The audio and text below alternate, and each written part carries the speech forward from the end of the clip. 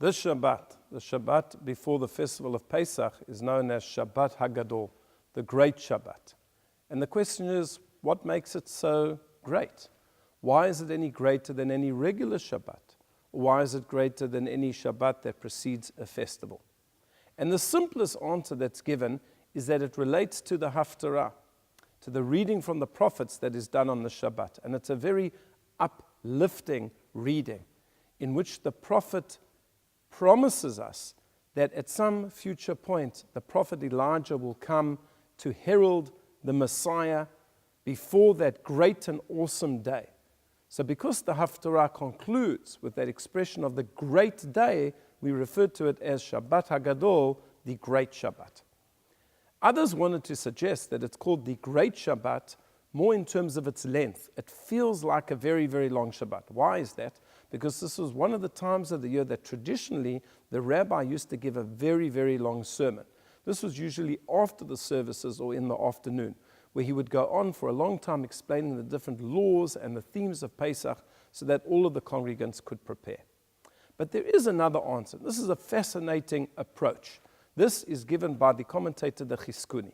And he says that it's called the Shabbat HaGadol, the great Shabbat, because it was on this Shabbat that the Jewish people were first given commandments to perform.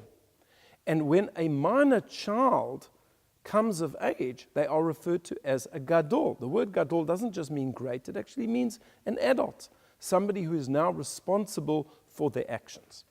You see, it was on this day, all of those many centuries ago in Egypt, that God came to Moses and Aaron and said, we're about to leave the land of Egypt. And I want you to go to the Jewish people and command them that each family should prepare the Pesach sacrifice and have a Seder. This was the first time that the nation as a whole had received commandments. They had gone from being a katan, a child, a minor, who has no responsibilities, to a gadol, a major, an adult, who now has responsibilities.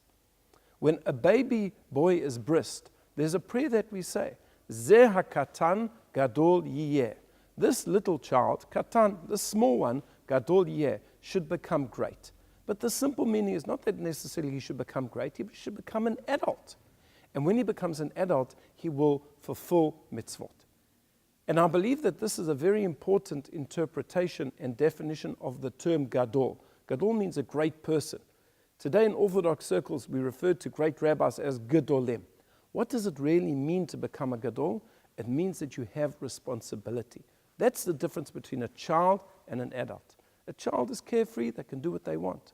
But when a person becomes an adult, they have responsibility. And the more responsibility one takes on, and the more responsibility that one keeps, the greater a person is. That's what it means that on this Shabbat, we became Gedolim. The Jewish people became great. Why?